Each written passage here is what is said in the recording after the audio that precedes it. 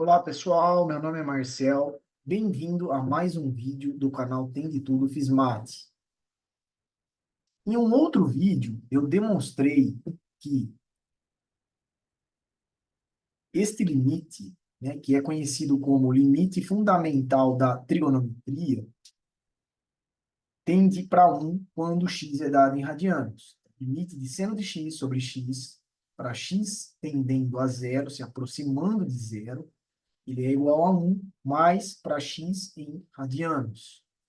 Nesse vídeo, eu pretendo mostrar que esse mesmo limite ele não vai ser igual a 1. Ele vai existir, porém não vai ser igual a 1. Eu vou mostrar qual é esse valor aqui. Vou demonstrar, né, para vocês através de argumentos parecidos, muito parecidos, né, com os argumentos que eu utilizei nesse outro vídeo, né, cujo link eu vou deixar aqui na descrição desse vídeo, para você ver a demonstração de forma mais completa, né? Ok? Então, a ideia aqui é mostrar quanto que vale esse limite para x em graus. Então, novamente, eu vou utilizar aqui os recursos do aplicativo GeoGebra. Vou definir aqui algumas regiões de interesse a partir de um círculo aqui de raio unitário. Eu vou definir novamente 3 segmentos. E a partir desses 3 segmentos, eu vou ter aqui 3 regiões importantes, cujas áreas eu consigo determinar e comparar. Uma primeira região aqui, que vai ser um triângulo retângulo. Uma segunda região, que vai ser um setor circular. Percebe que a área do setor circular é maior do que a área do triângulo. E uma terceira região aqui, que vai ser um triângulo retângulo também.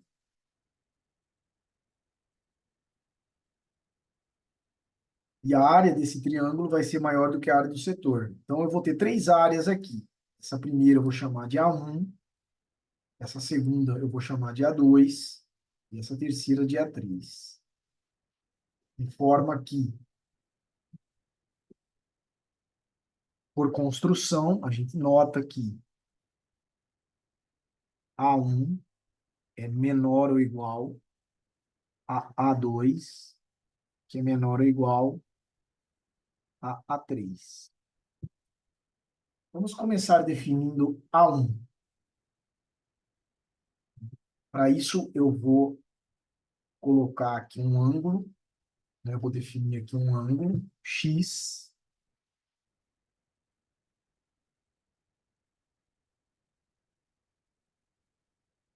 Para calcular essa área, eu vou precisar do comprimento aqui da base e do comprimento da altura.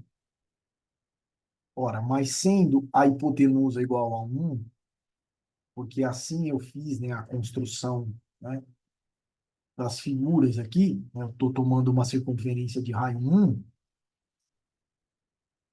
dessa forma, o comprimento aqui da base, ele vai ser exatamente igual ao cosseno do ângulo X. Lembra, né, do triângulo retângulo que cateto adjacente dividido pela hipotenusa, né, que vale 1, isso aqui tem que ser igual ao cosseno de x. Então, esse comprimento aqui vai coincidir com, exatamente, né, com o cosseno do ângulo x. E outra coisa, né, eu estou pegando o x aqui positivo, ok? E a altura, né, desse triângulo, ela vai coincidir aqui com o seno do ângulo x. Novamente, a gente nota isso pelo triângulo retângulo.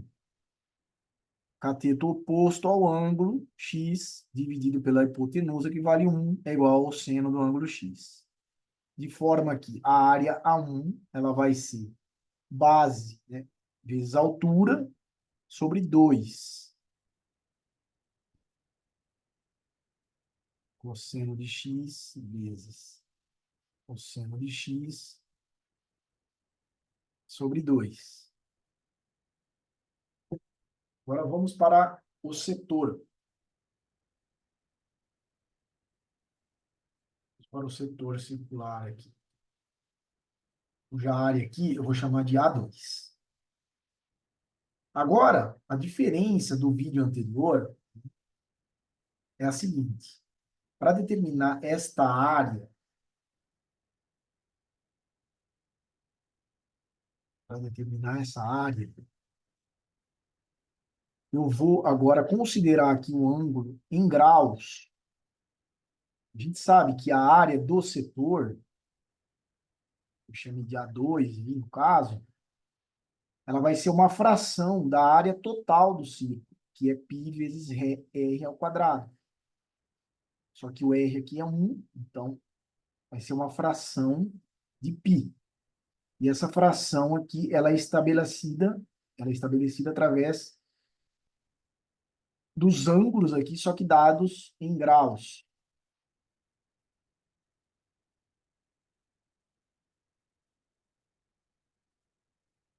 Então, tem uma proporção aqui, né? X está para a área do setor, assim como 360 graus está para a área total do círculo. Este que é o raciocínio aqui para a gente obter a área do setor. E a diferença é que eu estou considerando agora os ângulos aqui em graus. Então, eu tenho isso aqui, π vezes x sobre 360. Isso aqui vai ser menor ou igual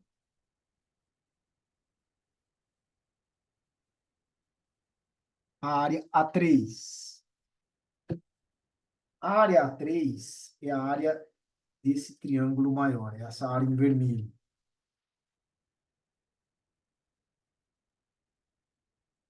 E para calcular essa área, eu preciso saber quanto que vale a base. Aqui está explícito, né? A base, o tamanho da base aqui é 1, né? É o próprio raio da circunferência.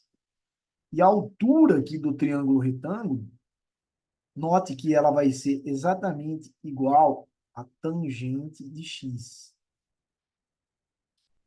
É só aplicar novamente a definição. Cateto oposto ao ângulo x dividido pelo cateto adjacente, que vale 1, é igual a tangente. Logo, essa altura aqui coincide com a própria tangente de x.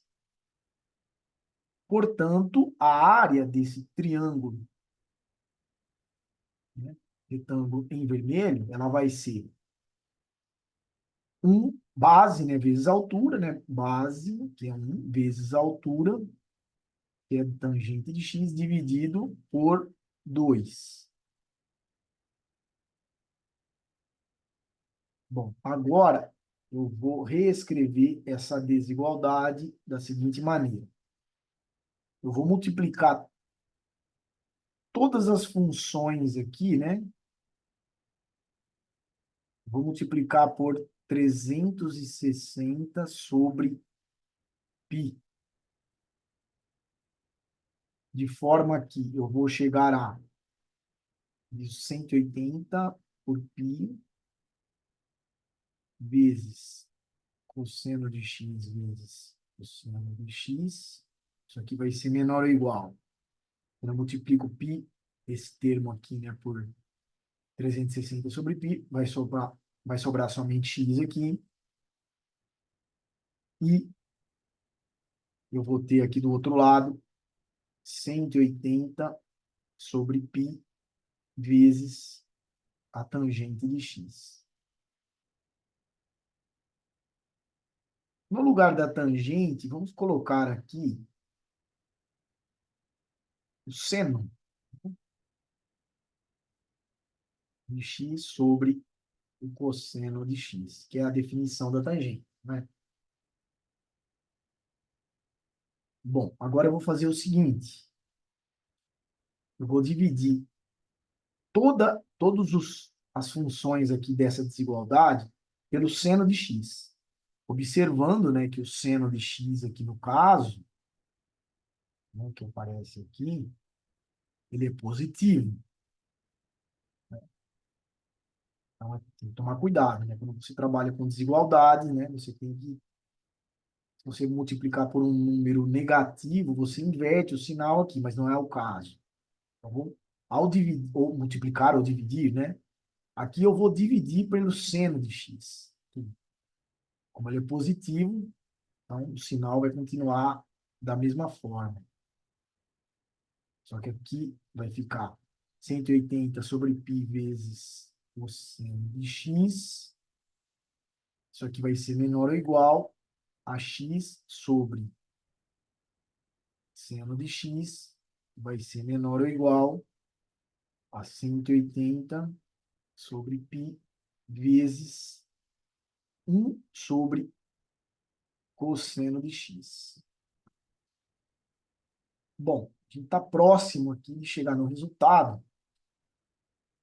Outra coisa que vai ser importante aqui é que, em algum momento aqui, eu vou utilizar o teorema do confronto, ou conhecido também como teorema do sanduíche. Mas antes, eu preciso melhorar um pouquinho ainda esta expressão. Então, o que tem que acontecer agora? Agora eu quero que apareça o seno de x em cima e o x embaixo, né, no denominador. Quero inverter essa função. Para poder fazer isso, a gente tem que lembrar aqui, vamos dar um exemplo aqui. Ó. Se eu pegar dois números, A e B positivos, tal que A menor do que B. Se eu pegar o inverso de A, isso aqui vai ser obrigatoriamente maior que o inverso de B. Certo? Então, vou aplicar esse resultado aqui para poder inverter x sobre seno de x. Então, quando eu inverto aqui, o que vai acontecer? Essa função ela vai ser menor ou igual ao inverso dessa função aqui, ó. Ou seja, π sobre 180 vezes 1 sobre cosseno de x. Por outro lado, essa função, né, seno de x sobre x, ela vai ser maior ou igual ao inverso dessa outra função aqui. Ou seja, π sobre 180 vezes cosseno de x. Agora sim, né, eu posso utilizar aqui o teorema do confronto e observar aqui, né, observando aqui, né, no caso, que quando x tende para zero, essa função aqui, ela vai para 1, de forma que aqui vai restar π sobre 180, né?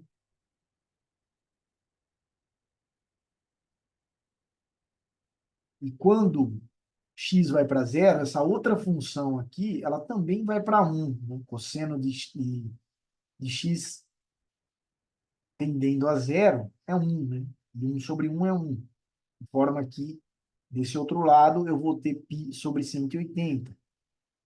De acordo com o teorema do confronto,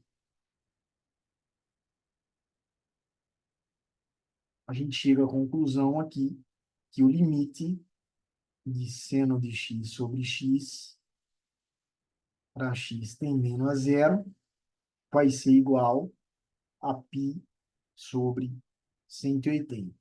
Bom, aqui tem um outro detalhe, né?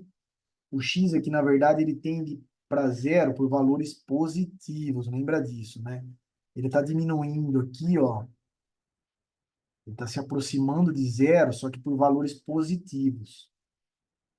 Para demonstrar que esse limite tende a esse mesmo valor aqui, π sobre 180, quando x tende para zero por valores negativos, a gente poderia utilizar aqui toda essa mesma argumentação, né?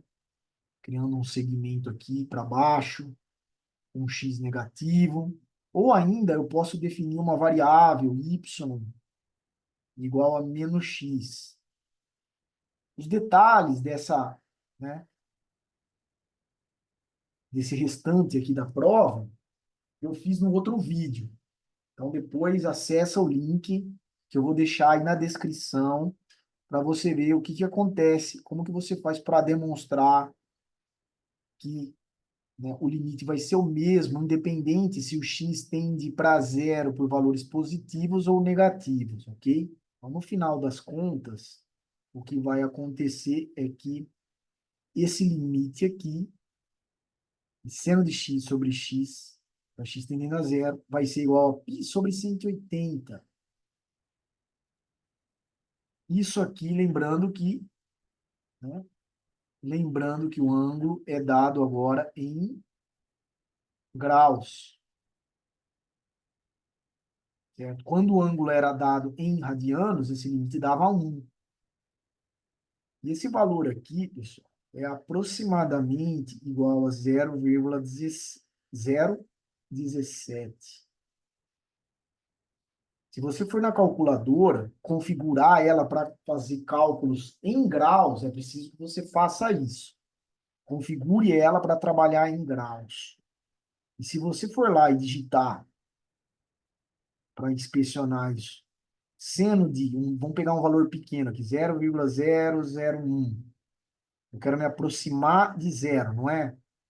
Se você fizer essa divisão de seno de 0,001 por 0,001, você vai ver que ela vai te dar aproximadamente esse valor aqui, né? Que é π sobre 180, em outras palavras. Ok? No outro vídeo, eu pretendo mostrar, apresentar aqui para vocês como que fica a derivada do seno de um ângulo x dado em graus. A gente sabe que a derivada do seno de x com relação a x, ela é igual ao cosseno de x, mas isso é válido para x em radianos. Como que ficaria o resultado dessa derivada para x em graus? Tenta fazer aí, aplicando o limite, ver se você consegue chegar no resultado. Em um outro vídeo eu vou falar sobre isso, eu pretendo falar sobre isso. Ok? Se você gostou do vídeo, dá um like, comenta e compartilha. Até o próximo vídeo aí.